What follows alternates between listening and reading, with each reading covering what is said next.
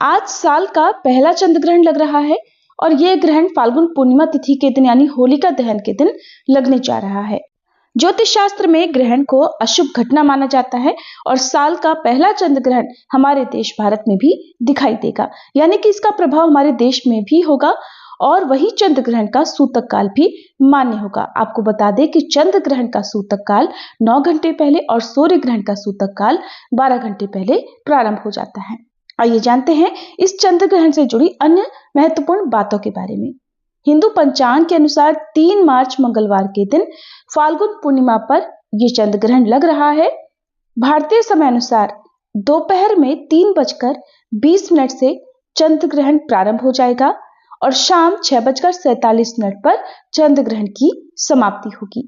कुल मिलाकर चंद्र ग्रहण की जो अवधि है वो लगभग 3 घंटे 27 मिनट की रहने वाली है और इस चंद्र ग्रहण का खग्रास प्रारंभ होगा शाम 4:34 पर। ग्रहण का मध्यकाल रहेगा शाम 5:33 पर और इस तरह से चंद्र ग्रहण शाम 6:47 पर समाप्त होगा। तो चंद्र ग्रहण का जो खग्रास है वो कुल 59 मिनट का रहने वाला है। हमारे देश भारत में ये चंद्र ग्रहण ग्रस्तोदय रूप में दिखाई देगा, यानी कि उस समय ग्रहण समाप्त होने वाला होगा जिस समय चंद्रमा उदय हो रहे होंगे, यानी कि जब हमारे देश में चंद्रमा उदय होंगे तब तक चंद्रमा को ग्रहण लग चुका होगा और लगभग समाप्त होने वाला होगा। इसलिए यह ग्रस्तोदय रूप में दिखाई देने वाला है। आपको बता दें कि हमारे देश भारत में इस चंद्र ग्रहण का प्रारंभ और मध्य यानी खग्रास नहीं देखा जा सकेगा, यानी कि जिस समय ये ग्रहण प्रारंभ होगा उस समय हमारे देश में दिन का समय होगा, चंद्रोदय नहीं हुआ होगा, लेकिन दुनिया के अन्य हिस्सों में इस समय चंद्रोदय हो चुका होगा, इसलिए वहां पर इसी समय से ग्रहण दिखना प्रारंभ भी हो जाएगा।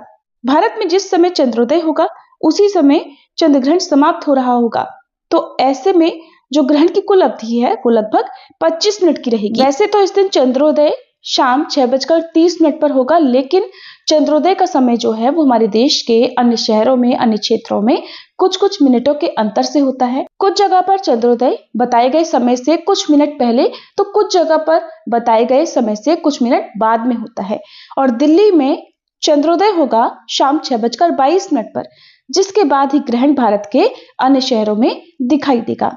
इसीलिए इस ग्रहण की कुल अवधि लगभग 25 मिनट की रहेगी।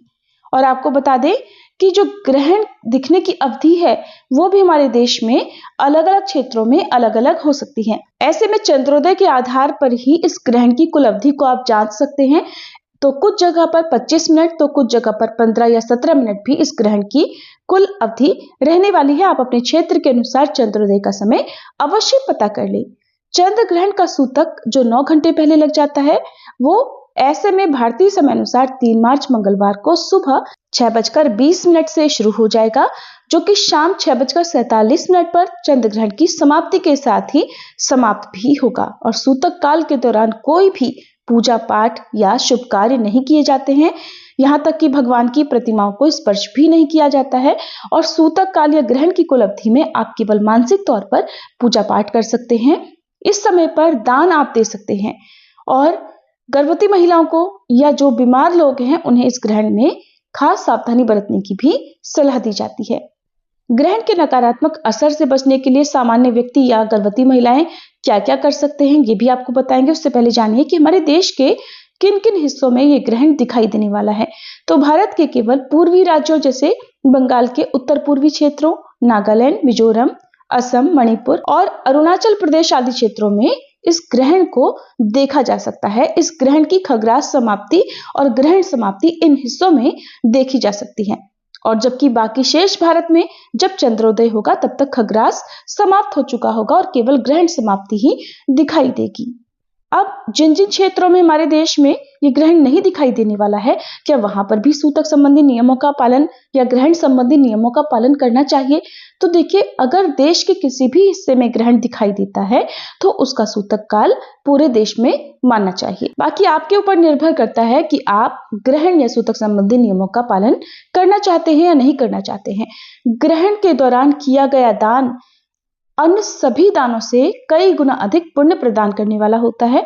तो इस समय में यानी कि सूतक काल से लेकर ग्रहण की समाप्ति तक आप सफेद चीजों का वस्त्र का, अन्न या फिर कुछ ऐसी वस्तुएं जो पूजा पाठ के काम में आने वाली हैं, किसी योग्य निर्धन व्यक्ति को आप दान में दे सकते हैं। या कच्चा अनाज, जिसे हम सीधा भी कहते हैं, यानी कि भोजन बनाने की सामग्री, केवल सात्विक चीजों का दान आप ग्रहण के दौरान या फिर ग्रहण की समाप्ति के बाद कर सकते हैं। ऐसा करने से ग्रहण के दुष्प्रभावों से काफी हद तक बचा जा सकता है। सूतक काल से लेकर ग्रहण की समाप्ति तक काफी लंबा समय हो जाता है, तो इतने लंबे समय तक किसी भी गर्भवती महिला को भूखा प्यासा नहीं रहना चाहिए। केवल जिस समय ग्रहण प्रारंभ होने वाला हो उससे 1-2 घंटे पहले से लेकर ग्रहण की समाप्ति तक चाहे तो आप कुछ कठिन नियमों का पालन कर सकती हैं, लेकिन पहले आप अपनी डॉक्टर की सलाह अवश्य ले लें। ऐसे में आप इस ग्रहण से बिल्कुल भी परेशान ना होएं, कोई भी तनाव ना लें, अपने आप को शांत रखते हुए किसी भी पवित्र पुस्तक का पाठ कर सकते हैं या कोई भी धार्मिक कथा सुन सकते हैं, किसी मंत्र का जाप कर सकते हैं। सामान्य व्यक्ति इस दौरान चंद्र देवता के मंत्र का जाप या भगवत गीता का पाठ या श्रवण कर सकते हैं। गर्भवती महिलाएं भी गर्भ चालीसा का पाठ कर सकती हैं या ओम श्री कृष्णाय नमः मंत्र का जाप कर सकती हैं। ग्रहण समाप्ति के बाद सभी को गंगाजल मिले पानी से स्नान करके घर और मंदिर में गंगाजल छिड़ककर शुद्धि करनी चाहिए। मंदिर की प्रतिमाओं को स्नान कराकर उनके वस्त्र बदलकर साफ सुथरे वस्त्र धारण करवाकर फिर पूजा करके और चंद्र देवता को अर्घ देकर, जिसमें कच्चा दूध और जल मिला हुआ हो, ओम सह चंद्रमसे नमः इस मंत्र का उच्चारण करते हुए अर्घ देकर फिर आपको सात्विक चीजों का ही सेवन करना चाहिए। सूतक काल लगने से पहले या ग्रहण की समाप्ति के बाद तामसिक चीजों का सेवन नहीं करना चाहिए। ये थी आज की वीडियो, उम्मीद है आपको पसंद आई होगी।